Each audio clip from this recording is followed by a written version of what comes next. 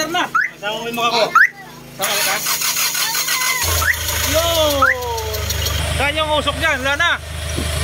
Malinis na. Yung dating matalsik, wala na. Wala na. Wala nang talsik. Wala nang talsik. Wala. Dito natin umpisahan ang pagkalkal ng makina. Ayun, nababa na yung makina. Yung engine block na lang natira. Grabe sira ng mga piston. Ito pala yung kalbaryo nito. Ayun oh, gasgas na gasgas. Gasgas na gasgas yung piston. Pinilit paglagay ng ibang gumawa dati. Ayun oh. Grabe, ang lala ng sira. Grabe, sobrang sira itong Starex na to. Yung guys, Starex na pala to, si RDI. Ayan o. Ayan mga butas na yan o. Oh, mga piston. Yung tatlo niyan, matino. Yung isa, nilagyan nila ng piston na masikip. Kaya gas-gas. Ayan o, ito yun. Oh. Kaya nauwi sa overhaul. Ayan, pati yung mga water jacket. Lagyan ng mga epoxy. Ginawa ng paraan. Mga mekaniko talaga dati. Walang problema yung basher. Mga dating gumawa nito. Nabili lang kami busing sa ibang tao. Nagawa natin ng maayos Starex na to. Makina. Ayun, no? Pero goods naman yung cylinder head niya eh. Yung mga piston lang talaga. Yung isang piston ang problema. Grabe. Gas-gas na gas-gas. Ayan o. Kita ko Starex o. Ang kinis na ano nito eh. Dito nabulag si busing eh. Yan ang kinis ng body niyan. Ganda-ganda. Pagdating sa makina, dito inabutan siya. Sa kanya umabot yung sira. Ayun oh. Dito, umpisa, nakabit na. Pinas forward na natin para mabilis. Salpak na lahat, pati yung pang ibabaw. Yung mga hose na lang ang kulang. Saka yung sa condenser, aircon. Ayun oh.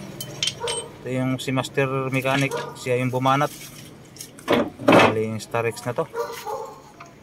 Grabing sira nito. Pero ngayon, goods na. Nakatipid siya kasi makakilala niya yung sa machine shop. Tsaka sa mga auto supply, kakilala kaya medyo naka-discount. Hindi masyadong napagastos si Idol. Si Idol Busing. Yung big boost namin.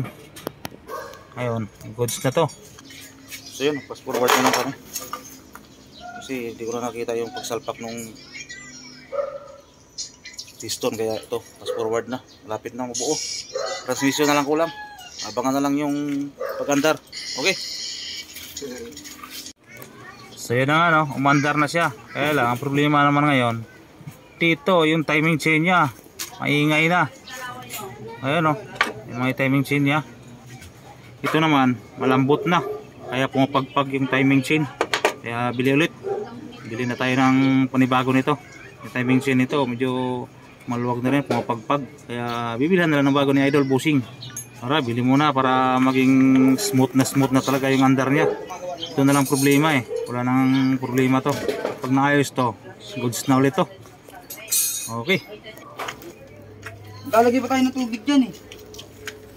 Ayos na, aircon na lang. Ito kay Andres, hindi dito pala. Aircon na lang kulang. Yun, di na ano, check mo no. Ang andar na to. Takbo na itong mabilis. Nakabit na yung compressor, ano, condenser saka radiator. Ah. Paandar na ka pa. Ligtis muna natin to. Una, ito. Ligtis muna natin. Yung ano, aircon. Check mo na. Yan. Pagkalas ko na naman. Andar na. Sama mo yung mukha ko. Sama ka. Yun. Oh. Pinong-pino. Pinong mo. Ito na lang. Vamos. Pinong-pino. Awakas. Andar. Kalapi lang. Wato yung mayari oh. Wato yung mayari oh. Andar na.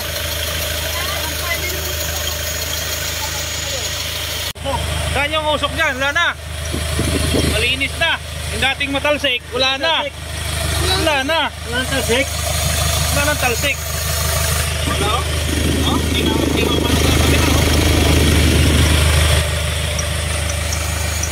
Aircon. very good na. Aircon na lang. Aircon na lang mamaya.